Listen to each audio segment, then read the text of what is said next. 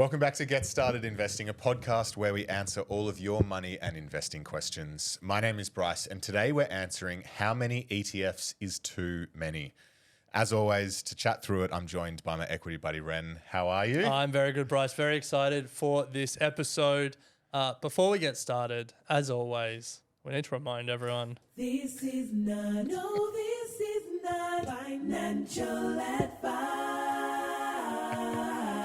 That's right. All information on this show is for entertainment and education purposes only. Any advice is general. Yes. Now, we are loving the stings this year. Some may say loving them too much. Open to that discussion. But in that vein, we've got another sting as well. Let's ask the community. Hey, equity mate. I just had a question. Hey, Bryce, I've got a question. Question answered. That's right. When we answer your questions, we have now got a sting for that as well. And this week we have a question from Chris. He originally asked the question on the Facebook discussion group. Remember, you can always join the conversation in our Facebook discussion group. Link is in the show notes. But we loved the question. We thought it was relevant for a lot of people. So we asked him to record a voice note, and we're going to talk about it on the show. Hi, Bryce and Ren. My name's Chris Taylor, and I have a question around ETFs. I've just started my investing journey, and I've purchased a range of ETFs around a core portfolio. I'm just wondering how many ETFs is too many. I've read a lot of things around having diversification but not having too much crossover, and I wanted to see sort of what was the best balance. Hope you can answer. Thank you very much. I love this question. It's a good one. Thank you, Chris. So how many ETFs is too many? Now, I want to start with, I guess, a general comment around ETFs. There are so many these days. I think there's more than 300 listed in Australia. In the States, there's more than 1,000. And depending on what broker you use, most people can buy ETFs in the US as well. So we literally have more than 1,000 to choose from. But they've become such a common product that it's really important to remember that not all ETFs are created equal. These days, you can buy index ETFs, which track the overall market, the ASX 200, the 200 biggest Aussie stocks, the S&P 500, the 500 biggest American stocks. But that's just one category. Then there's thematic ETFs that a lot of people may be familiar with, and they'll follow an investing theme, semiconductors, lithium, whatever it is. And so that's a second bucket. But now there's a third bucket as well, which is becoming more and more common, and that's active ETFs. And that's literally just fund managers listing an ETF and then investing that money as they see fit. So, there might be, like JP Morgan has a bunch of active ETFs that invest in bonds, or, there's just individual fund managers. Monroe is one that we've spoken to a couple of times on the podcast. They have an active ETF, and they're just going out there and making buy and sell decisions. And so all three products have a place in the portfolio, and all three products are great, and it's great that we have access to them for low cost and low minimum investment, but they're not all created equal, and they all play different roles in the portfolio. So I think that's a really important starting point, because it's not just about how many ETFs you have, but it's about what role they're playing in the portfolio. Yeah. Well, to that point, then the first question you must ask yourself to answer how many is too many is, what is the goal of this portfolio? What am I trying to achieve here? And if you're just trying to create a core portfolio that can go in the bottom drawer for 40 years, the answer to how many is too many is going to be different to if you want to be creating a sort of a short-term play the key trends that are emerging and create a more satellite portfolio. So answering what is the goal will help you answer how many is too many. Yeah. So let's use the core portfolio as an example. Yeah. So I think most people would say the goal is just to make money, Like, let's not overthink this. Yeah. But then, yeah, Chris mentioned in his question core and satellite. And when we generally talk about core and satellite, core, as you said, is that bottom drawer, set and forget, just dollar cost average in for a long time. When we're talking about that, we're generally talking about the first bucket of ETFs I spoke about, the index ETFs. Yeah. Yeah. So yeah, let's answer that question. So when it comes to your core, the purpose is to get global diversified exposure at as low cost as possible. That's the starting point. So then you need to look at the range of ETFs that are available and think about, how can I do that? Firstly, we've spoken on the show that you can do that with one single ETF. There are ETFs out there that are available, and in one ETF, you'll get global exposure very cheaply, i.e. the Vanguard Diversified High Growth, or BetaShares DHHF Diversified High Growth as well. These are ETFs that are designed to give you access to major indexes or major markets around the world cost effectively. Yeah. Full stop. To put that in context, so like that, one answer to this question could be one is enough. Yeah. And to put that in context, over on Equity Mates Investing podcast, we're doing a new segment called Pimp My Portfolio. We get an expert to look at people's portfolios. And one of the portfolios we got was just 2 ETFs. And that's great. Like, if that is all you want, and it was 2 broad-based ETFs, dollar cost average in that, call it a day. See you later. And that's like, that was a tick. There's nothing wrong with that as an investment strategy. Yeah. So, 1 or 2 ETFs can be enough. Yes.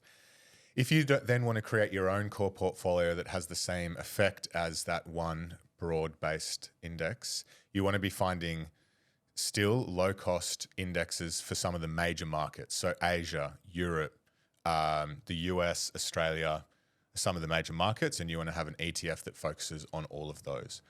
Where it becomes too many is if you're buying different ETFs that all are essentially invested in the same underlying companies in these markets.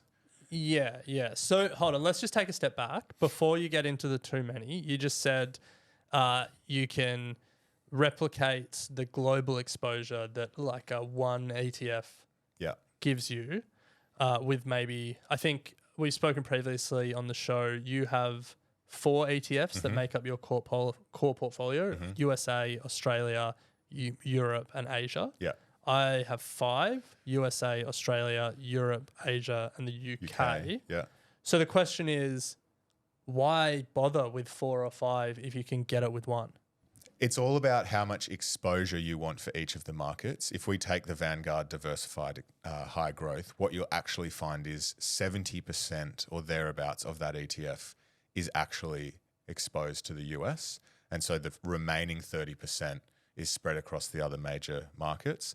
Whereas I want to take the approach of building my own core portfolio where I have equal or thereabout equal exposure to all major markets. And that gives a truer diversified portfolio than if most of the money is invested in the US market. Yeah, perfect. So another way to answer that question is if you want to build your own core portfolio, maybe 4, 5, 6 ETFs is the right amount to get global coverage. Yeah. So then when does it become too many? It's when you start adding on ETFs that have not exactly but similar exposure. For example, if you're invested in the S&P 500, the 500 largest companies in the US, but you also then have a NASDAQ or a Dow Jones or other US related ETFs, they're all likely to actually be invested in the same top 500 companies or thereabouts. That is where it becomes too many for the purpose of building a core portfolio. Yeah. Now we should be clear, like it's not like you're paying double fees for that or anything like that, because you pay fees on how much you invest.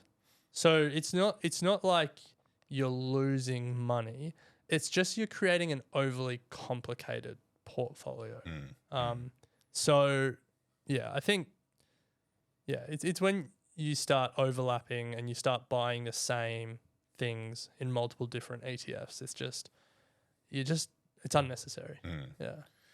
So that's how you can approach the index passive ETF portfolio. We're going to talk about the satellite portfolio and some of the thematic ETFs where this question can start to come to light a bit more. Before we do, we're going to take a very quick break. Welcome back to Get Started Investing. We're talking about how many ETFs are too many. It's a question that has come in from Chris from the Equity Mates community. Now, Ren, before the break, we spoke about index ETFs. Yep. How do you approach this question when we're talking about the thematic bucket? Yeah. So for both the second and third bucket that I sort of outlined at the start, thematic ETFs and active ETFs, I think of them as part of my satellite portfolio. So they don't form part of my fortnightly dollar cost averaging that is just automated, set and forget. I don't do anything. So this is more, I'll save money, and then when I think there's something interesting, I'll buy it. And, you know, for a thematic ETF, for example, I've owned the BetaShares cybersecurity ETF for probably coming on, Quite a 7 or while. 8 years now. Yeah. Yeah. And that's because like I think the theme is really interesting. You know, governments and companies are going to be spending more and more on cybersecurity. It's becoming more and more integral to everyone's lives. And so I've made the decision that I think that's a theme that I want some additional exposure to. And I kind of treat that in the same way that I treat buying an individual company.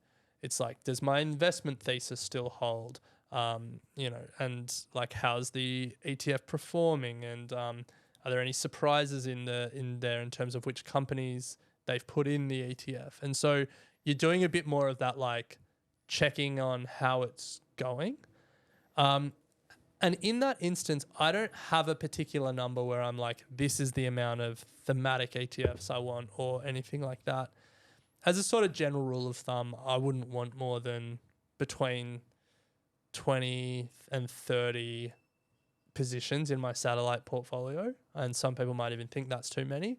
But it's not like I own 30 thematic ETFs. It's like, between thematic ETFs, active managers, and individual stocks. Yeah. And so there's not a clean answer on how many is too many. But I think my rule of thumb is it would be silly to buy a thematic ETF and then buy the stocks individually as well. Yeah. So for example, Global X have a FANG Plus ETF, which owns the 10 biggest US tech stocks. If I buy that ETF, I'm not then going to go and buy heaps of Google and Microsoft and Apple and stuff like that, because it's just like, I've already got it with the ETF. Now I'm buying it again. I'm just doubling up on the same thing. And so, you make a decision about which path you want to go down, and then you go down that path. It's sort of my rule of thumb. Yeah. And so I know I'm just rabbiting on here, but like a classic example of that is semiconductors. I haven't really played in semiconductors at all. I haven't bought any individual semiconductor stocks, but I own a little bit of the Global X semiconductor ETF. Yeah, same. Also, just to call out, if you can hear rain through your headphones, it's because it's absolutely pouring outside. Pouring down. We're hoping the studio It's doesn't kind of cozy leak. in the studio. Yeah. Yeah. Anyway, I think to add to that point, Ren, finally to close out on the active or the thematic stuff, is my view with this as well is it can become too many when you're trying to have multiple ETFs in the same thematic.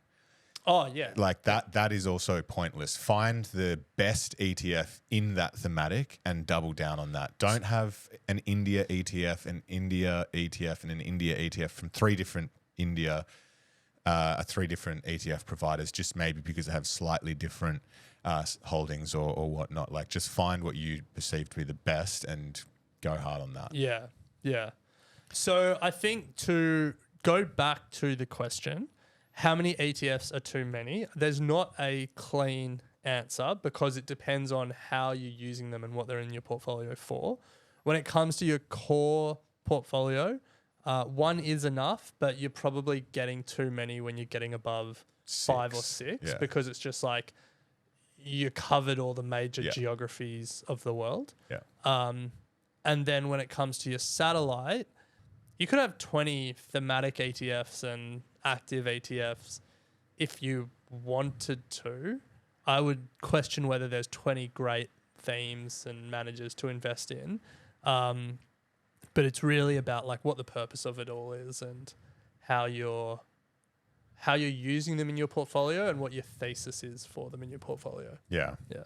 Well, that brings us to the end of today's episode. A reminder, if you'd like to ask a question, head to equitymates.com/contact. You can leave us a voice note there or write us a question or come and join the conversation in our Facebook discussion group.